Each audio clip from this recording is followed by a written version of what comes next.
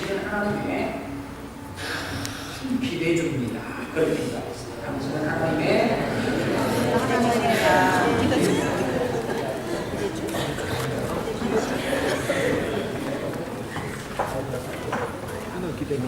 오늘 설교 제목은 제가 모든 시선을 떼떼 이렇게 주고 있는 데있습니다만 하여간 우리가 우리 세포 모든 구석구석이 하나님을 의지하는 데 우리의 모든 자극을 하나님을 의지하는 데 다 썼으면 좋겠다. 모든 시선을 하나님께 고정했으면 좋겠다. 그런 의미로 말씀을 전합니다. 우리는 이 땅을 살아가면서 그 분야에 대가가 있으면 강의를 듣기도 하고 그분에게 배우기를 원해요. 그런데 그 대가를 따라다니다 보면 그분이 있는 게 내가 없어. 즉 부족함을 깨닫게 됩니다.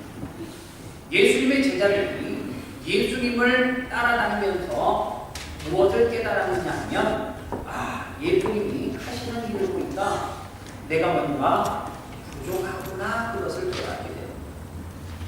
여러분들 제자들이 예수님을 따라다니면서 역시 나는 예수님보다 돈이 부족해 이런 걸 깨달았게 돼요. 아니면 나는 예수님보다 너무 바빠서 시간이 부족해. 또 아니면 예수님보다 나는 사람을 동원할 수 있는 능력이 부족해 이런 것을 깨달았겠어요? 아닐 겁니다. 예수님을 바라보면서 제자들이 내가 무엇이 가장 부족한가를 느꼈을 텐데 한 단어로 집약을 하면 그렇구나. 예수님이 이렇게 큰 일을 하는 데는 이유가 있구나. 내게 부족한 것이 역시 예수님과 비교를 해보니까 믿음이 부족하구나. 그것을 깨닫게 된다. 네. 내게 믿음이 부족하다. 참 믿음이 부족한 것을 깨닫게 되어지는 제자들은 어떻게 해야 돼요? 예수님이 가지고 있는 그 믿음을 본받을 대가들을 보고 내가 이것이 부족해 그러면 뛰어넘으려고 몸부림쳐야 되지 않습니까? 사람들은 어떤 대가를 만나면 이 사람은 이 분야에 뛰어넘을 수 없는 산이야 그러면서 오히려 대가를 만나고 난 다음에 비가 죽는 사람이 있습니다. 어떤 사람은 대가를 만나게 되면 이 사람이 나보다 이게 좋아? 그래. 내가 못 뛰어넘을 거는 없잖아. 한번 뛰어넘어 봐야지. 그러면서 도전의식을 가지고 기죽지 말고 뛰어넘자. 이런 생각을 가지고 더 달려가는 사람이 있습니다. 여러분들, 예수님이 믿음을 통하여서 수많은 일들을 했기 때문에 데살로니가전서 1장 3절에 따른 믿음을 뭐로 표현했느냐면 너희의 믿음은 곧 역사다 이렇게 표현을 해놓았습니다. 사랑에는 수고가 반드시 따르게 되어져 있죠. 소망에는 뭐가 필요해요? 인내가 필요하다고 성경은 말합니다. 사랑이 있으면 반드시 희생하고 대가를 수고를 하게 되어져 있습니다. 믿음이 있으면 그러면 뭐를 하느냐? 예수님처럼 반드시 사역 가운데 일을 하게 되어져 있다라고 하는 사실입니다. 이런 의미에서 우리에게 필요한 것이 믿음인데 오늘 이 믿음을 다른 각도에서 오늘 본문을 가지고 한번 접근을 해보기를 원합니다. 오늘 본문을 통해서 또 다른 측면의 믿음은 어떤 거냐? 첫 번째로 오늘 성경에 보니까 믿음은 양이 아니라 뭐라고 이야기해요? 믿음은 질이래요. 오늘 성경에 보니까 믿음을 이야기할 때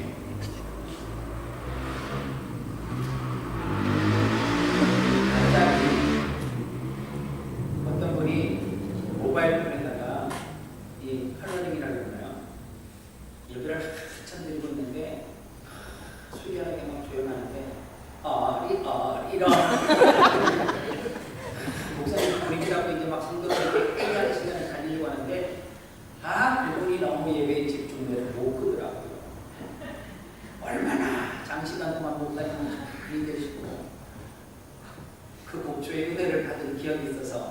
웃음이 나서. 오늘 성경의 5절에 대사도들이 예수님에게 무엇을 이야기를 하느냐면 예수님 우리에게 믿음을 더해주세요. 이 말은 뭐예요? 믿음의 양을 늘려주세요. 그 말 아닙니다. 그랬더니 예수님께서 그렇게 질문하는 사도들에게 뭐라고 이야기하느냐면 주께서 가라사대 너희에게 겨자씨 한 알만한 믿음이 있으면 뽕나무를 바다로 옮긴다. 그렇게 이야기합니다.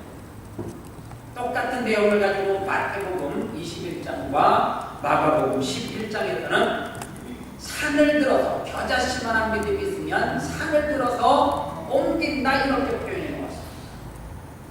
그런데 여기서 겨자씨 한 알만한 믿음은 양이에요, 질이에요? 질이라 해요. 겨자씨알을 못 봐서 그렇지만 엄청 적어요. 제가 언젠가 선지서에 가면 아니 저보다 빨리 갈 분들이 우리 교회 성도님들 가운데 있어요. 다른 거 선물하지 말고 겨자씨 거 얼마 안 가거든요. 그냥 한 주먹 갖다가 가지고 보면 전교회 성도들 수십 가지 하나는 줄 수 있으니까 고망에도 제가 가지고 왔다고 꼭 말하면 안 돼요. 이 겨자씨가 얼마나 장난하면 사실 연세가 좀 드셔서 이 씨앗을 보면 이게 겨자씨야 잘 구분이 안 되는 정도로 작아요. 그런데 겨자씨 하나만 믿음, 이 믿음은 어떤 믿음이냐면 질인데 양이 중요한 것이 아니라 질을 이야기하는데 비록 우리에게 어린아이와 같은 작은 믿음이 있다 할지라도 그 믿음 가운데 100% 80만 있으면 어떤 일이 벌어진다고요? 뽕나무를 바다로 옮기고 산을 들어서 옮기는 능력이 있다. 그래서 여러분들 참 중요한 개념인데 이 히브리적 개념으로 보면 구약시대는 이 믿음하고 똑같은 맥락에서 이해를 할 수 있는 부분이 좀 더 쉽게 접근을 하려면 이 히브리적인 개념으로는 안정이 되고 안정이 되지 않고를 어떻게 구분하냐면 악인과 의인은 안정되지 않다라고 했던 거예요. 그래서 구약에서 여러분들이 성경을 읽을 때 바다, 물 아니면 흙이 있는데 진흙탕과 같은 혼돈 이런 것들이 있으면 무엇으로 해석을 하는 것이 거의 만나면 마귀, 사탄 이런 쪽으로 해석을 하면 맞아요. 그런데 구약 성경에서 시편 같은 데 보면 여호와는 반석이고 요새고 산성이고 이렇게 해석을 해놓는 것도 있어요. 그런데 이것의 특징이 뭐냐면 흔들리지 않는다 그렇게 표현하는 거예요. 안정되다. 그래서 여러분들 악인과 의인의 차이는 뭐냐면 안정되고 안정되지 않고의 차이예요. 그러면 여러분들 간혹 가다가 이런 사람들을 물질이 많아요. 그런데 항상 그 사람에게는 뭐가 있어요? 불안함이 있어요. 안정된 거예요? 안정되지 않은 거예요? 어떤 사람은 가진 게 동사한테 쥐뿔도 없어 가진 게 쥐뿔도 없는데 그런데 이상하게 그 사람을 보면 뭔가 모르게 안정돼 있어요. 이 사람은 뭐예요? 성경에서 의인으로 표현하기보다도 믿음이 있다 이렇게 표현하기가 쉬운 거예요. 그런데 신약 성경에 와서 의인과 그 다음에 믿음은 같은 동의어요. 그래서 믿음이 있는 사람은 의가 뭐예요? 내가 무엇을 믿고 있느냐, 확신하고 있느냐. 그래서 사람들에게 따라서 의라고 하는 것은 같은 거예요. 수십 번 강조하지만 돈이 어떤 사람에게는 의예요. 나는 돈을 믿어, 확신해. 그게 돈의 의예요. 그리고 어떤 사람은 명예. 나는 이 권력을 믿어, 명예가 좋아. 그래서 그것만 쫓아가는 사람은 그것이 의이기 때문에 쫓아가는 거예요. 어떤 사람은 나는 내 자신을 믿어. 나는 다른 사람 절대 안 믿어. 나만 믿어. 나 자신이 의입니다. 그런데 이런 사람이 있어. 나는 하나님을 의지해. 나는 십자가를 의지해. 나는 예수 그리스도만 의지해. 이것이 뭐예요? 우리가 말하는 의, 즉 믿음이라. 믿음이 없이는 하나님을 십자가를 전적으로 믿을 수 없기 때문에. 그래서 여러분들 로마서 1장 17절 말씀에 보면 복음에는 하나님의 의가 나타나서 하나님의 의가 뭐예요? 하나님을 자꾸 의지하는 것, 이것이 의라. 이 복음이라는 거는요, 그래서 더 나아가면 믿음으로 믿음에 이르게 하나니 오직 의인은 믿음으로 삽니다. 하나님을 전적으로 의지하는 그 믿음이 누구를 살리는 거요? 우리를 살리는 거예요. 여러분들 이거를 조금 신학적으로 표현한다라고 하면 하나님의 의 자꾸만 이야기하면 헷갈려요. 하나님의 주권을 인정하는 것, 이렇게 이야기할 수 있습니다. 또 다른 측면에서 이야기하면 믿음을 알 수 있는 유무가 뭐냐? 믿음을 알 수 있는 시금석, 내 마음속에 두려움이 지금 현재 있는가 없는가. 이게 믿음의 시금석. 믿음이 있는 사람은 아무것도 두려워하지 않아요. 그러나 믿음이 없는 사람, 누구에 대한 믿음, 확신이 있는 사람요, 돈에 대해서 아니면 권력에 대해서 아니면 나 자신에 대해서 확실한 믿음이 있는 사람들은 항상 뭐예요? 두려워. 그래서 결과적으로 보면 돈이 우리들에게 행복을 가져다 주지 않는다라고 하는 말이야. 명예가 나에게 행복을 가져다 주지 않고 내 자신이 나에게 만족을 가져다 주지 않아. 그래서 사람은 항상 뭐예요? 무엇인가를 쫓아요. 무엇인가. 그런데 믿음의 사람들, 하나님만 확실하게 100% 전적으로 신뢰하고 하나님의 주권을 인정하는 사람들은 삶 가운데 두려워하지 않고 승리할 수 있어요. 여러분들 성경에 보면 사무엘상 14장에 보면 사울의 아들 요나단이 나와요. 어느 날 요나단이 이웃나라 블레셋에서 끊임없이 공격을 하니까 안 되겠네요. 그래서 병이 든 소년 하나를 데리고 블레셋 진영으로 뛰어들어요. 두 사람 같거든요. 그런데 요나단이 블레셋 진영에 들어가서 뭐라고 이야기하냐면 여호와의 구원은 사람의 많고 적음에 달려있지 아니하다. 쉽게 말하면 여호와의 군대가 숫자 가지고 되냐? 우리 둘이면 너희들 충분해, 그 말이에요. 그런데 사무엘상 14장 말씀의 결론이 어떻게 나냐면 2명만 블레셋 진영에 들어가서 그들과 해적을 했는데 14장 15절 말씀에 들에 있는 진영과 모든 백성들이 공포에 떨었고 부대와 모략을 들고 두려워 떨었으며 땅도 진동하였으니 이는 큰 떨림이었더라. 이렇게 성경은 이야기해요. 큰 떨림이 어디에서요? 블레셋 진영에서. 믿음의 사람이 나타나니까 마귀의 세력이 크게 떨더라는 거예요. 두려움 가운데 사로잡히더라는 거예요. 하나님만 철저하게 의지했더니 양이 아니라 질적인 믿음을 가지고 그들은 승리한다는 거예요. 비슷한 상황인데 반대 개념이 있어요. 사무엘상 17장에 보면 이스라엘의 왕은 사울이고 그리고 많은 군사들을 데리고 엘라 골짜기에서 블레셋 진영과 서로 대치를 하고 있어요. 블레셋에는 누가 있어요? 골리앗이 있어요. 그런데 군사적으로 보면 사울과 그 이스라엘 군사들이 더 많아요. 그런데 골리앗이 앞에 나가서 큰 소리를 당당 치니까 사울을 비롯해서 이스라엘 모든 백성들이 어떻게 했더라고요? 여호와를 조롱하고 저주하고 있음에도 불구하고 그들은 두려워서 떨었다라고 선언합니다. 사무엘상 17장 11절 말씀을 보니까 사울과 온 이스라엘이 블레셋 사람의 이 말을 듣고 크게 놀라 두려워하더라. 이렇게. 여러분들 사람이 많고 적음의 문제 알아요. 그런데 상황이 그 반전, 똑같은 17장 내용에서 그 상황 가운데 대치하고 있을 때에 누가 와요? 다윗이 나타나요.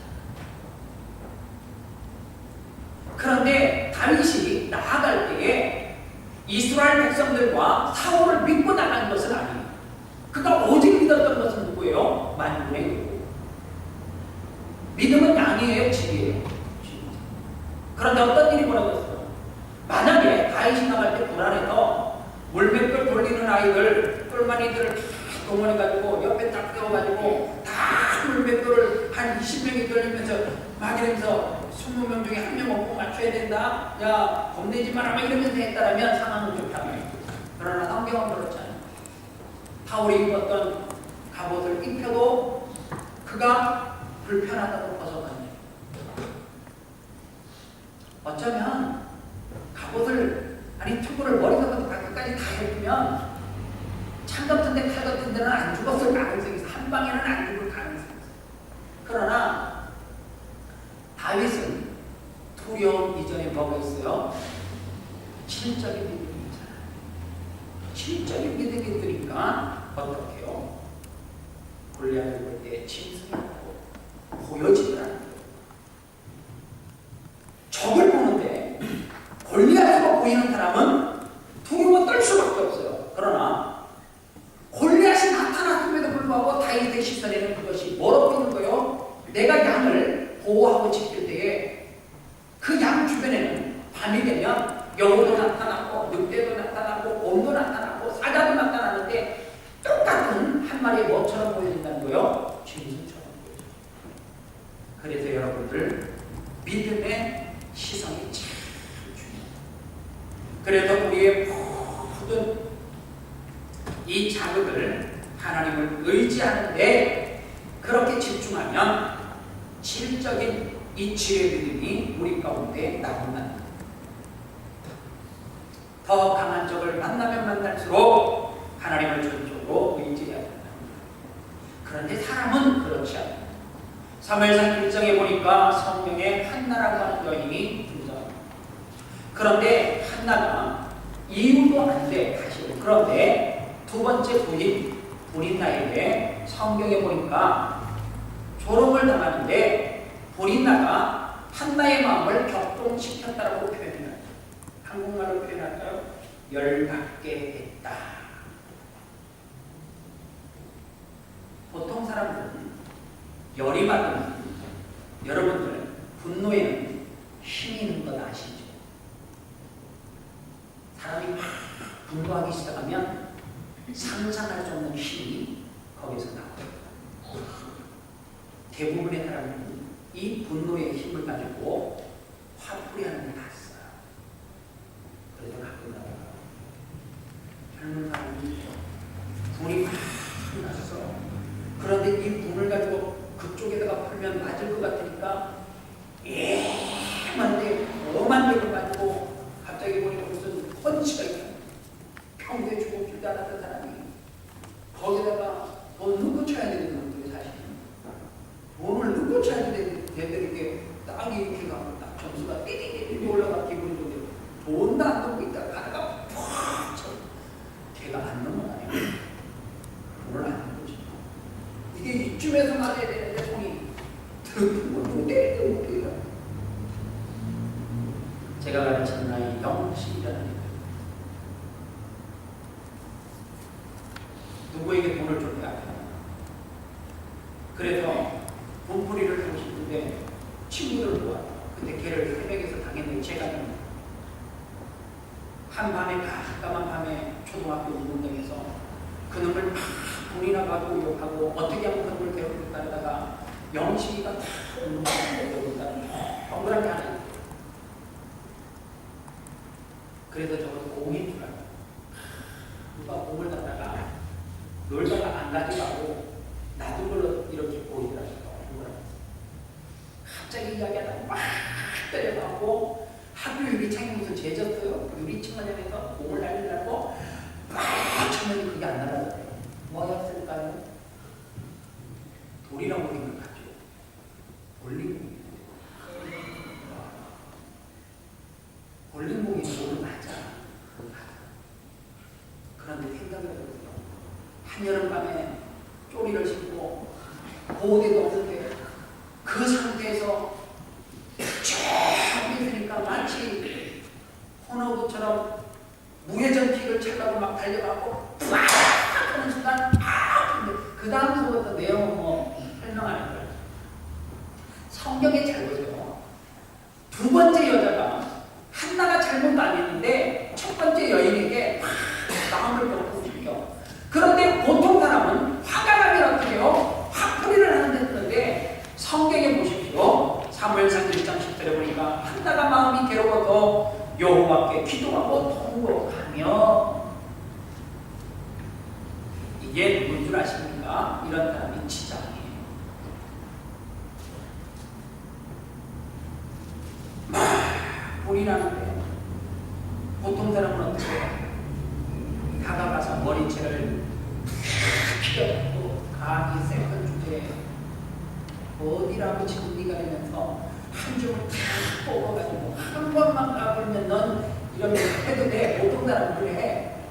그런데 마음이 격동됐지만 분이 났지만 한나는 그 분을 어디로 가져가더라는 거예요? 하나님 앞에 가서 기도하며 통곡했다는 것은 하나님 앞에 하소연했다 그 말입니다.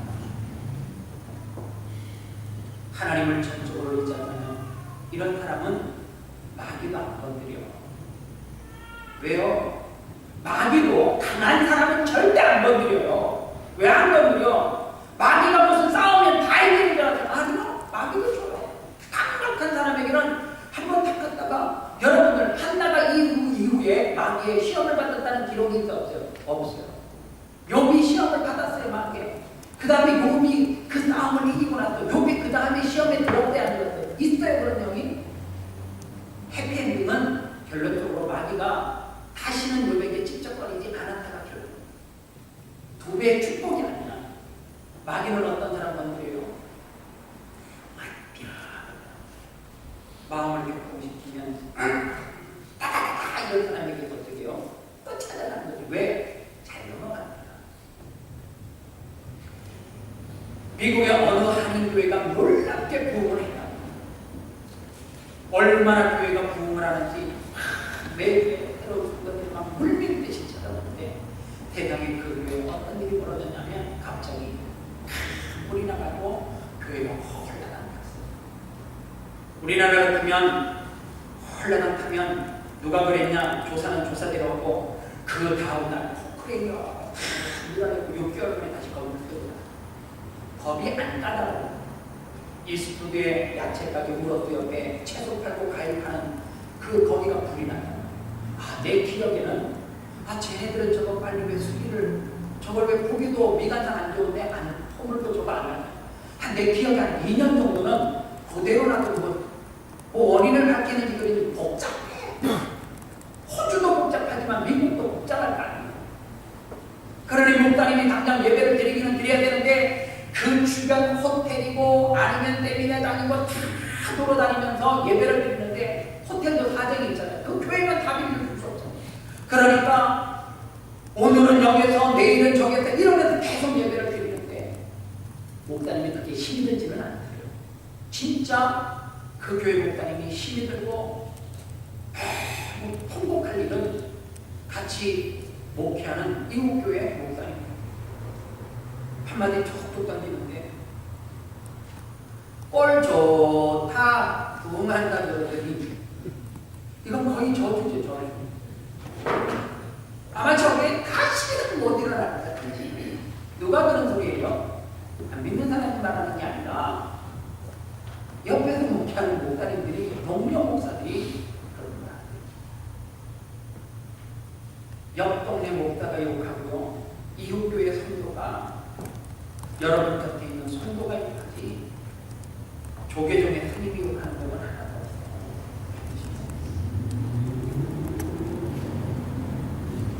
문제는 뭐냐? 문제는 우리의 마음을 격동시키는 사람은 내 곁에 있는 사람. 그런데 보세요.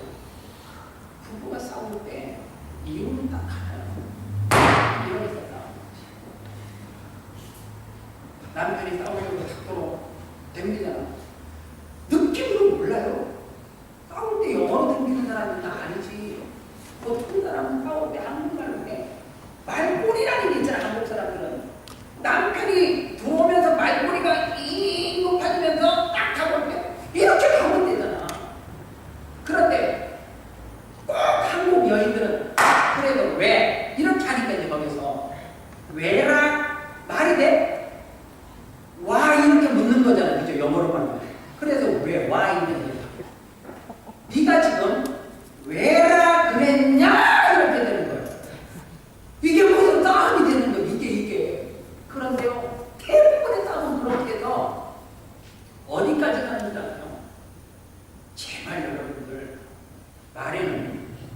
씨가 있고 그 씨는 반드시 열매맺죠.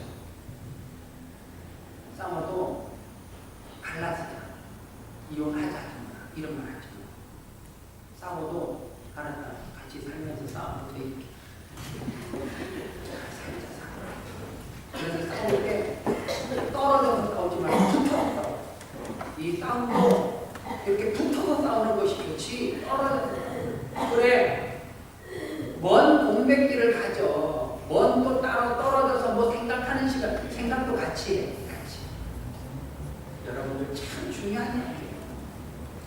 여러분들, 우리에게 마음을 격동시키는 사람은 내 있는 사람이 아니라는 거예요. 내 곁에 있는 성도가. 근데 여러분들 어떻게 하죠? 한나처럼 기도하고 화가 나지. 심계요 성도들이 돼요. 목사님, 성전에 나와서 하나님 앞에 원 없이 물었더니 마음이 시해요. 한 거는 웬일입니까? 분내가지고 막 폭발하면 하고 나면 꼭 뒤끝이 남아서 후회를 하는데 성전에 나와서 우는 거는 마음이 시해요. 여러분들은 지금까지 대부분 우리 전자를 선택해서 꼭 후회를 해요. 후자를 한번 선택해서 누가 내 마음을 격동시키면 아내가 그러면 여보 지난주에 설교 들은 대로 한나처럼 나 교회 가서 기도하고 통곡하며 울게 그리고 한번 하거나 아마 기도하러 가는 중에 전화 왔어. 여보 내가 미안했어. 너가 궁금한데 아까 왜 그렇게 물었더니 그래서 여러분들 이제 우리는 어떤 상황 속에서도 모든 상황 속에서도 하나님을 의지해. 시편 74편 25절에 하늘 위에 주님 밖에 없네 뭐 이런 찬양이죠. 하늘은 필요도 주 밖에 내가 사모할 이가 없나이다. 주 밖에 내가 사모할 철저하게 하나님을 의지할 때 하나님의 능력이 나타나. 그래서 우리에게 필요한 것이 뭔지 아십니까? 실적인 믿음이 필요해요. 두 번째, 믿음이라고 하는 것이 뭐냐? 믿음은 반드시 주, 종의 관계를 명확하게 정리를 해야 해요. 우리의 주인이 누구예요? 하나님. 하나님의 종은 누구예요? 우리예요. 그래서 성경에 보면 오늘 9절로 10절 말씀에 명한 대로 하였다고 종에게 감사하겠느냐 이와 같이 너희도 명령받은 것을 다 행한 후에 이르기를 우리는 무익한 종이라 우리가 하여야 할 일을 한 것뿐이니라 할지니라. 그런데 여기 종이라고 하는 단어가 썰번트. 그런데 썰번트라고 해석을 하는 것은 좀 무리가 있어요. 안 맞는 것 같을 수 있어요. 좀 더 정확하게 해석을 하면 주님은 우리의 운전사 되시고 우리는 그 옆에 앉아있는 조수예요. 한국 속담으로 이제 5년 뒤에 이제 속담으로 이제 넘어갈 거예요. 난 확신해. 우리 위에 속담에 이런 날이 올 거예요. 우리 위에 속담에 운전은 남편에게 배우지 말라. 이런 말입니다.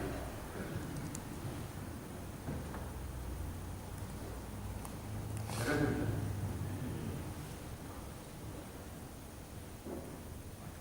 남편이 그렇게 하는 게 싫어가지고 운전 학원에 가서 운전을 배워서 면허증을 땄어요.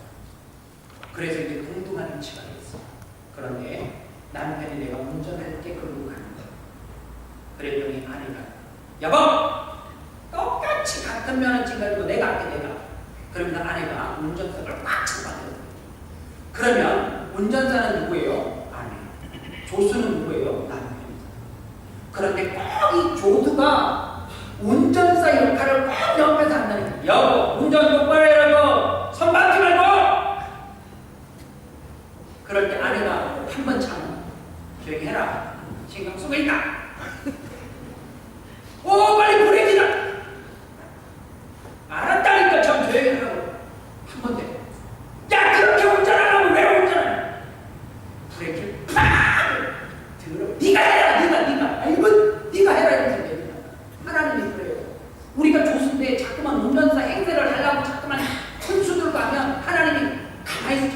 알았다. 조용히 해라. 종아. 이 조수야. 또 옆에서 내가 알아서 내가 내 인생 알아서 운전하고 갈 테니까 좀 하나님 승리해. 야, 네가 해. 네가. 그때부터 내리막 이거를 우리는 잘 우리는 매일 그래요. 종이다 그러면서 우리는 매일 주인 행세를 해요. 왜 그러느냐? 시대가 그렇게 만들고 있어요. 시대가. 인본주의, 휴머니즘 이 끝이 어디요? 인간은 대단하다 이거 아닙니까? 당신이 주인공이다 그 말 아니에요. TV의 선전에도 나오는 당신이 주인공. 우리가 무슨 주인공이에요? 거기 글지 말고요. 당신이 조수, 영원한 조수. 자꾸만 사람을, 이 시대는 사람을 스탑하는 거예요. 그러다 보니까 그 사람이 한국교회는 스탑 목사님이 너무 많아서 교회가 위기거든요. 다른 게 위기가 아니에요. 여러분들 자꾸만 목사 따라서 교회를 옮기는 거 그거 신앙 100% 잘못돼요. 혹시 제가 5년 후에 옆에다가 저 그레이스 길에다가 교회 보면 따라오지 마십니다. 그냥 그레이스 길에 계세요. 난 그냥 그레이스 동네 가서 그냥 목회할 수도 있다는 건 아니고 하여간 내가 그래도 따라오지 말라는 거야. 나 따라오는 순간 나 변질되고 여러분들 변질. 여러분들 이해감각이나 강남에서 목회하던 분이 강남보다는 그래도 뭐가 이렇게 끝글자가 좋은 데가 같은 데가 좋을 것 같아요. 천당 옆에 분당이라고 분당에다 교회를 개척을 했어요. 야 생각해보세요. 목사가 무슨 돈이 그래 많아가지고 개척하자마자 몇백억을 들여갖고 교회를 또 짓고 개척을 해요. 그게 무슨 개척이에요? 그런데 신기하잖아요. 우리는 개척을 했대. 개척 천예배에 성도가 1000여 명 오셨대. 그분이 그렇게 전도에 능력이 많으신가? 그런 분들은 분당으로 가면 안 되지. 아프리카로 항만 가야지. 저 중국 인도인이 이 사람들 많은 데가 한 주에 예배 드리면 1000명 오는데 2주 드리면 2000명. 그럼 3주 드리면 5000명 올까? 그러면은 이 땅의 모든 복음은 다 증거되는데 왜 분당으로 가고 강남에 있는 성도들 다 빼고 기름 한다는 나라에 거기 와야지 또 내가 아니요. 그러니까 오직 스타는 한 분이에요. 운전자는 한 분이 누구예요? 하나님. 여러분들 가정의 운전자는 누구예요? 남편 아니에요.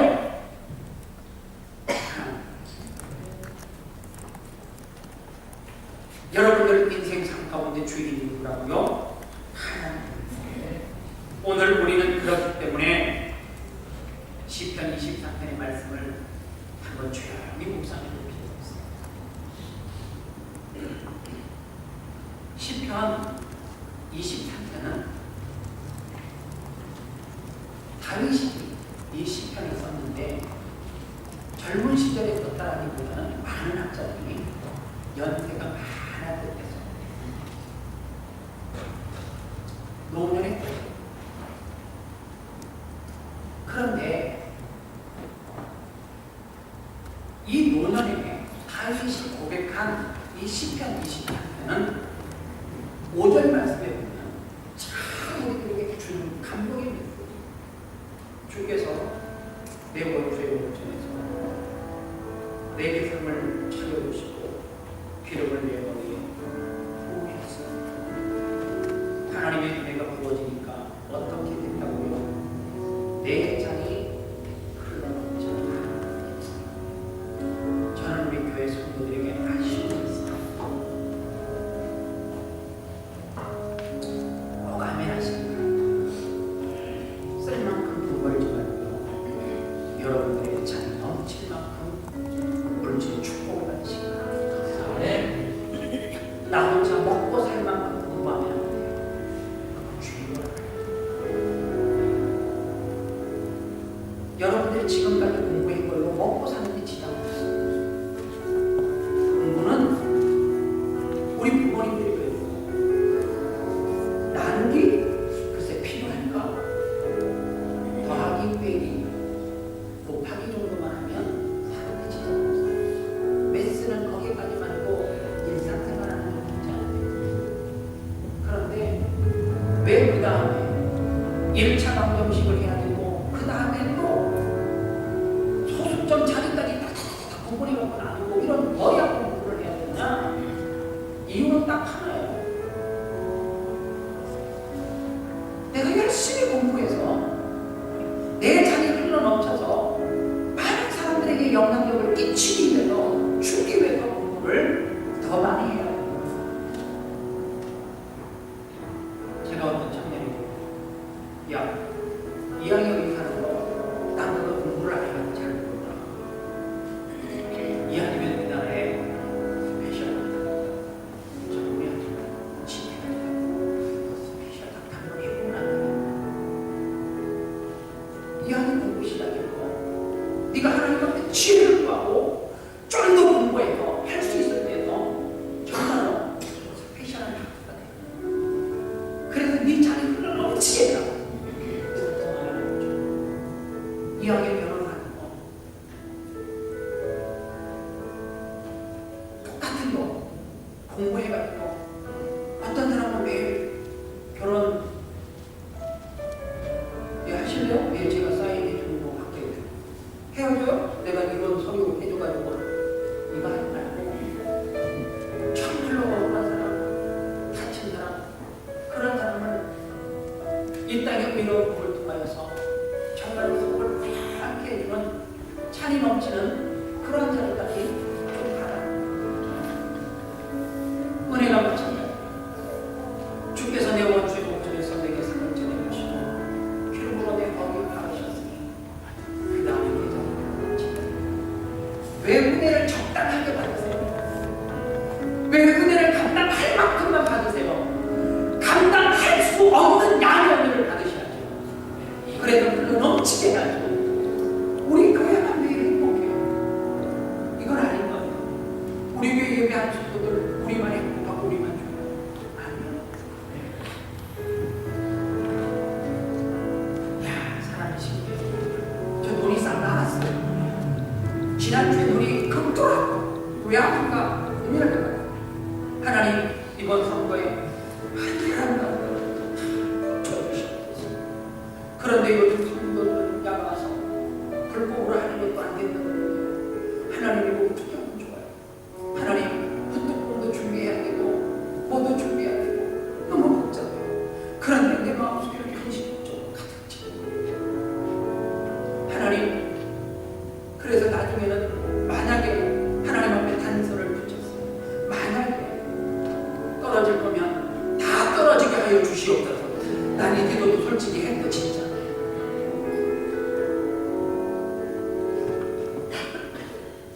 그런데 하나님 진짜 아까는 만약이라고 좀 진짜 우리가 바라는 것은 한 사람도 빠지지 않고 주의를 하겠다라고 하니까 감당할 수 있는 필요가 네?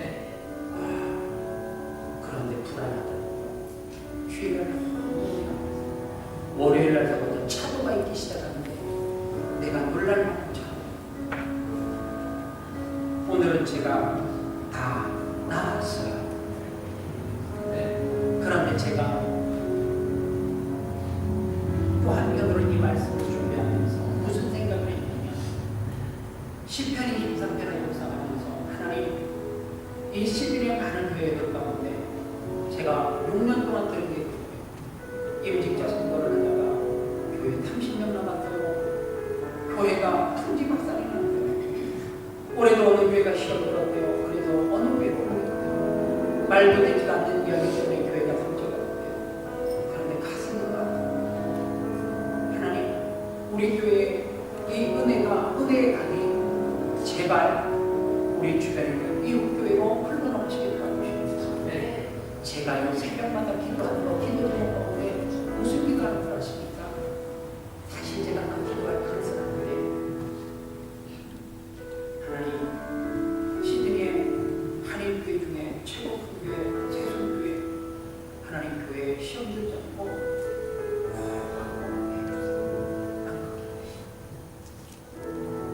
내가 받기도 한다는 교회 성도들 무슨 거야? 200명밖에 안 되는 교회 오다가 2,000명이 넘는 교회를 걱정하고 아이고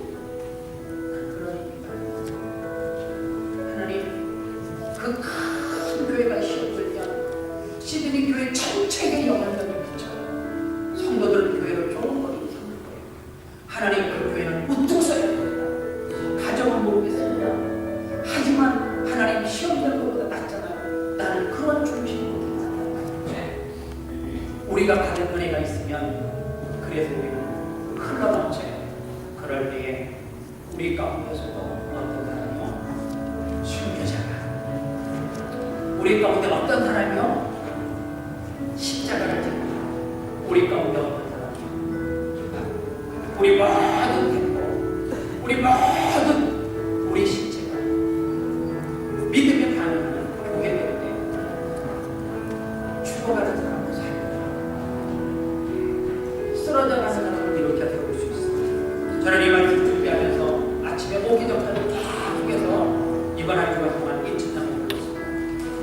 다 같이 이 말씀 생각하면서 주님이 주신 땅으로 믿음을 가지고 저 자신 하나님 믿음이지만 100% 확신 믿음, 있는 믿음을 가지고 걸어가시기를 찬양합니다.